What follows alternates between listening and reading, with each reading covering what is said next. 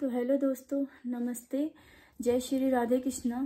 तो आज मैं अपने बारे में ही मैं बात करूँगी, क्योंकि एक मैं भी औरत हूँ यार। मैं भी समझती हूँ, सभी की प्रॉब्लम समझती हूँ, लेकिन लाइफ में ना एक औरत जब सच बोलती है ना, तो सच का साथ मुझे पता है बहुत कम लोग देते हैं, बहुत कम लोग देते हैं, लेकिन मैं उनमें से एक हूँ, जिसकी वजह से मैं इतना सब कुछ सही हूँ, बर्दाश्त किया है मैंने। और हाँ, आज मेरे यादव जी होते ना, तो आप लोगों की सहायता की भी ज़रूरत नहीं पड़ती। पता है, एक औरत को फिर तो उसके लिए उसका पति ही है, फिर उन्होंने किया है तो वो सारी चीज़ें वो खुद कॉम्प्रोमाइज़ करेंगे, है ना। लेकिन अब आप बताओ, मुझे कमेंट आ रहा है इतने सारे पैसे आपको किसी ने दिए। यार एक बात बताओ, कोई आदमी घर में बीमार है, कोई आदमी के किसी आदमी पे एकदम से आपत्ति आ गई, एकदम से बीमारी लग गई उसको, आप बताओ उसको मरते हुए छोड़ दोगे या उसको बचाओगे? पैसा प्यारा है या उसकी जान प्यारी है? आप मुझे बताओ। तो मुझे बहुत सारे कमेंट्स आ रहे हैं, तो ठीक है, आज मैं कमेंट की बात नहीं करती। मैं ये कहना चाहती हूँ, इंसानियत बड़ा है। पता है, इंसानियत बहुत बड़ा है। जब इंसान के अंदर दिल होता है ना, अगर वो दिल से उस चीज़ को पाना चाहता है, अगर उसके लिए वो रोता है, उसको बचाना चाहता है, लाखों रुपए लग जाए, करोड़ों रुपए लग जाएं, लेकिन अगर वो फिर भी ना भी बचे, तो आप क्या करोगे? किसको दोषी दोगे? मुझे बताओ आप। तो आज मेरे यादव जी जब होते ना यहाँ पे, तो शायद मुझे इतना कष्ट नहीं होता। पता है, देखो, एक एक पिता का साया उठ गया, है ना। आप यकीन नहीं मानेंगे, ससुर जी मेरे 95 ईयर्स के हैं, पिताजी। आज वो मेरे साथ बैठे हुए, ठीक है। और हाँ, उनका बेटा गया है तो मेरा पति गया है, मेरे दोनों बच्चे बिना बाप के रह रहे हैं, ठीक है।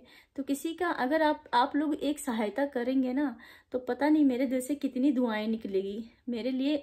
इस समय ना मेरे दिल पे पता है क्या बीत रही है? गले गले मेरे हड्डी अटकी हुई है। पता है मैं कितने परेशान हूँ। मैंने अपने पति के लिए सब जगह से, मेरे पति और मैंने इतनी मेहनत से ना अपनी फैमिली बना रखी थी ना, कि दाएं बाएं वाले जितने भाई बहन है ना, मेरी सब ने मदद किया है। पता है, आप यकीन नहीं मानोगे, क्योंकि पता है क्या है, इंसान का सबसे ज़रूरी है सांसें। और जब ये सांस चल रही है ना, ये चल रही है शरीर में ना, तभी आप आगे कुछ कर पाओगे। अगर ये सांस नहीं रहेगी ना, शरीर आपका डैमेज हो गया ना, तो कसम भगवान की, करोड़ों की संपत्ति भी रखी की रखी रह जाएगी, कुछ काम नहीं आता है। पता है, तो इसीलिए मैं बोल रही हूँ, मुझे गलत मत समझो आप लोग। जितना हो सकता है आप मेरी हेल्प कीजिएगा।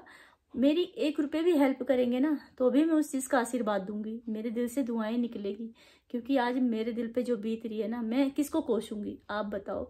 जो व्यक्ति मेरे को छोड़ के चला गया है, जो व्यक्ति को मैंने बचाने के लिए इतने पैसे लगाए थे, कर्जे लिए थे यार, मेरा आदमी था, मुझे कर्जा लेना पड़ा।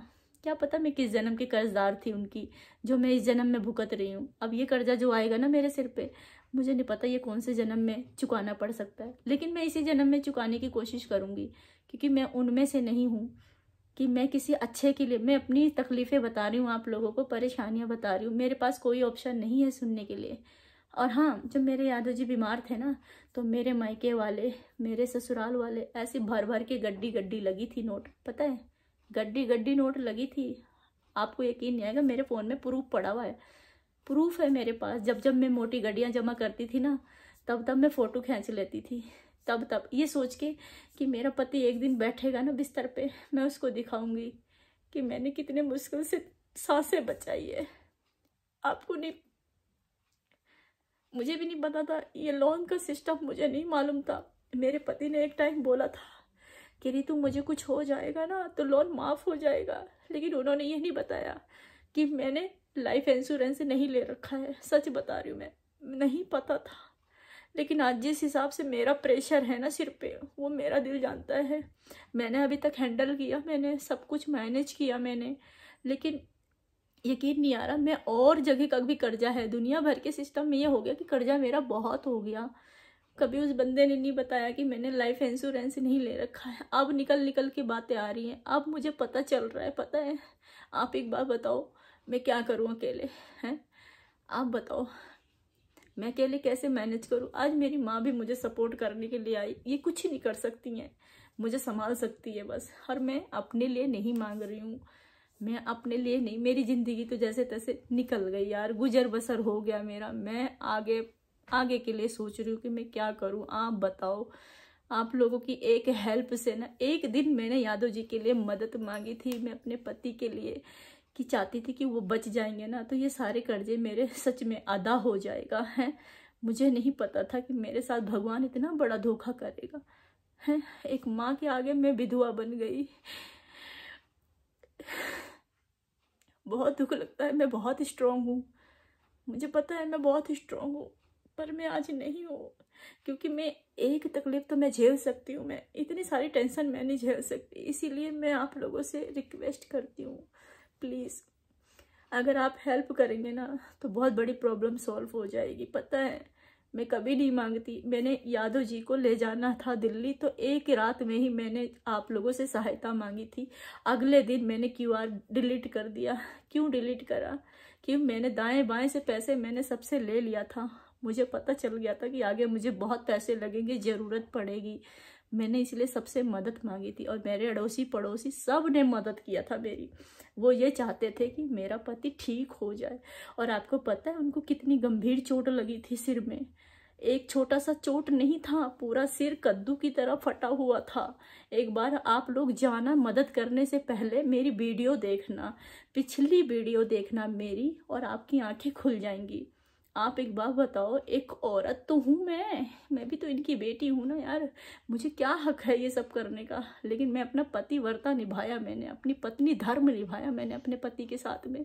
इसीलिए इतना पैसा, किसी ने मुझे ये भी बोला इतना पैसा कैसे लग गया यार। पता है जब इंसान 16-17 दिन वेंटिलेटर पे था ना, वेंटिलेटर की कीमत मुझे तब पता चली। इस सांस की वैल्यू मुझे वहाँ तब पता चली जब मेरे पति वहाँ पे थे। तब मैंने पता करा, मैंने भगवान ये जो सांसें लेते हैं ना बहुत कीमती है, इसकी कद्र किया करो, कद्र किया करो। मैंने अपने पति को बहुत दर्द से तड़पते हुए देखा है मैंने, फिर भी मैं उम्मीद में थी कि मेरा पति ठीक हो जाएगा। मुझे नहीं पता था मेरे साथ इतना हो जाएगा। उसके जाने के बाद भी मेरे को तकलीफ हो गई सच में। मेरी माँ बैठी सामने सामने, देखो आप आज मैं जिस दर्द से गुजर रही हूँ ना तो कोई बहू बर्दाश्त करती है ना बेटी करती है। क्यों नहीं करती है? क्योंकि आजकल सबको ऐसो आराम चाहिए, तकलीफ किसी को नहीं चाहिए। पता है अच्छे अच्छे घर टूट जाते हैं, लेकिन मैंने अपना परिवार बचाया है, अपने बच्चों के लिए मैं हूँ। और मेरे को भीख भी मांगनी पड़ी थी ना यादव जी के लिए, तो मुझे शर्म नहीं आई थी, क्योंकि मैं उनको बचाना चाहती थी और बहुत कोशिश किया। इवन डॉक्टर ने, जो नीरो का डॉक्टर है ना मेरे यादव जी का, उन्होंने भी मेरी मदद की थी, पैसे दिया था। यार कौन डॉक्टर पैसा देता है आप बताओ? मैं जैसे यहाँ पे बोल रही हूँ ना, ऐसे ही मैं अपने डॉक्टर के आगे पैर पड़ के मैंने बोला था, मैं आपको भगवान मानती हूँ सर, प्लीज़ मेरे पति को अच्छा कर दो, ठीक कर दो। मैंने रिक्वेस्ट करी थी उनसे मदद। मैंने बोला था मेरे पास पैसे भी नहीं है इलाज के लिए। मेरे पति ने ऐसे पता नहीं कौन सा कर्म किया था, ये किस जन्म का कर्जा था मुझे नहीं पता। लेकिन मैं डॉक्टर से, नीरो का डॉक्टर थे वो, 5 डॉक्टर देखते थे मेरे पति को, पता है। फिर मैंने अपने डॉक्टर से बात किया पर्सनली। मैंने बोला मेरे आगे पीछे कोई नहीं है, और आज तुम नहीं समझोगे तो कौन समझेगा हैं। फिर मैंने बोला उनको, तो मैंने एक एक बात बताई, अपनी सारी चीज़ें बताई, अपने डॉक्टर को शेयर किया। मेरे डॉक्टर ने यही बोला था, मैं आपसे कुछ नहीं छुपाऊंगा, सारी हकीकत बताऊंगा मैं आपको आज। मैं अभी तक छुपाता आता था, लेकिन मैं आज आपको बताऊंगा, क्योंकि पता नहीं क्यों मेरे से देखा नहीं जा रहा आपकी तकलीफ। तब मेरे न्यूरो के डॉक्टर ने क्या बोला, बोला इन्हें ले जाओ आप, और इनको लेकर जाओ, और आज से चौथे दिन इनके साथ ये केस हो जाएगा। आप यकीन नहीं मानेंगे, एक औरत थी मैं भी, एक पत्नी थी मैं, ना मेरे साथ आगे ना कोई पीछे था, किसी मर्द का साया नहीं था उस समय। मैंने क्या फेस किया होगा पता है आपको? एक बीवी ने ये बात सुना। मैं आज इसीलिए बता रही हूँ कि मैंने दर्द देखा है। कोई औरत नहीं रोती यार, कोई औरत नहीं रोती। ये औरत रो रही है, ये बीबी रो रही है उसके जाने के बाद। कई सारी सच्चाई उसने मुझसे छुपाई, कई सारी चीजें मुझसे मेरे पति ने छुपाई, पर मुझे नहीं पता था कितना दुख लगेगा। लेकिन फिर भी उस डॉक्टर ने मेरे साथ क्या किया, मुझे उस डॉक्टर ने 10,000 रुपये दिए। आज मैं बताती हूँ, कहीं ना कहीं भगवान मेरी वीडियो देखेंगे ना वो सर, तो जरूर याद करेंगे। और एक दिन मैं सब कुछ ठीक करने के बाद उस डॉक्टर से जाऊंगी, उसके पैर छूंगी और मैं बोलूंगी आपकी बात बिल्कुल सच हो गई। मैंने तो ये मन्नत नहीं मांगी थी, ये मन्नत मांगी थी कि मेरे पति ठीक हो जाए। पर उस डॉक्टर ने बोला आज से चौथे दिन इनके साथ ऐसी ऐसी घटना होगी, आप इन्हें लेके जाओ, जितना हो सकता है इसे प्यार करना, जितना हो सकता है इसे जिंदगी की जो भी भूल चूक होगी वो माफ कर देना, इस हाथ को पकड़ के रखना। आप नहीं मानोगे, मेरे पति ने मेरे सामने 3 रातें तड़पाए, 3 रात तड़पाए मेरे पति। वो मैं जानती हूँ, मैं जानती हूँ इस चीज को, क्योंकि वो नहीं जानता जो मेरे साथ नहीं था। जो मेरे साथ था वो जानता है। इवन ये नहीं थी मेरे साथ, ये नहीं थी, माँ नहीं थी मेरे साथ। कौन था? मेरी बहन थी, मैं थी। बच्चों को दूसरे कमरे में सुला के जैसी तड़प मैंने अपने पति की देखी है ना, मैं वैसे कहती हूँ भगवान ऐसी मौत मुझे मत देना, तू मत देना, ऐसी मौत मुझे मत देना। देना तो तुरंत बुला लेना, और नहीं देना तो तड़पाना मत मुझे। मैं यही बात बोलती हूँ क्योंकि मैंने अपने आंखों के सामने देखा। जो डॉक्टर ने बोला था ना मुझे अपना फैमिली मेंबर मान के, वही बात सच हुआ है। तो मैं आज इसीलिए मैं चाहती हूँ, क्योंकि अभी तक मैंने अपने पति की जान बचाने के लिए आपसे मदद मांगी थी एक दिन के लिए, लेकिन आज इस बहन की ना सच में परीक्षाएं चल रही है, इसको मदद की ज़रूरत है। तो जो जैसा श्रद्धा हो वैसा करो। और हाँ, जिसके पास नहीं है ना वो दुआ करना कि ये वाली लाइन कोई ना फेस करे जो मैं फेस कर रही हूँ, ठीक है?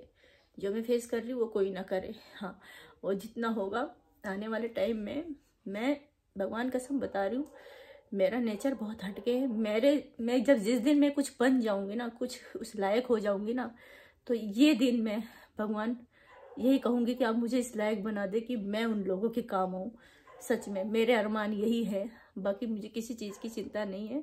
अब मेरी ज़िंदगी ऐसी है तो मैं ऐसी रहूँगी, कोई बात नहीं। हाँ, लेकिन सामने वाले के साथ गलत हो रहा है ना तो मैं देख नहीं सकती।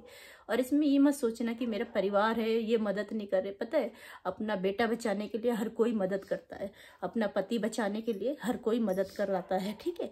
माँ है, दामाद लगता था, दिहाड़ी मजदूरी वाले हैं मेरे पापा, 70,000 80,000 रुपये मेरे पिताजी ने दिया था, वो भी लग गया। तो देखो यहाँ पे एक एक डिटेल दूंगी ना तो बहुत देर हो जाएगी, इसीलिए मैं कह रही हूँ किसी को गलत ना लगे तो प्लीज़ किसी के दर्द के साथ ना अगर मिलके दर्द बांटोगे तो जल्दी ख़त्म हो जाएगा। अगर अकेले दर्द सहूंगी तो पता ही है आपको क्या होगा अंजाम। तो मैं भी यही चाहती हूँ कि भगवान ये दिन किसी को ना दिखाए। यदि किसी के पास मदद के लिए नहीं है तो दुआ करो, दुआ करेंगे, दुआ भी लगेगी। और पता ही है आपको मेरी समस्या जो है, मेरी पुरानी वीडियो देखना, जो मैं फुट फुट के रोई हूँ अपने पति के लिए। तो बस क्या करें, इस जन्म का कर्जा मुझे इस जन्म में निपटाना है।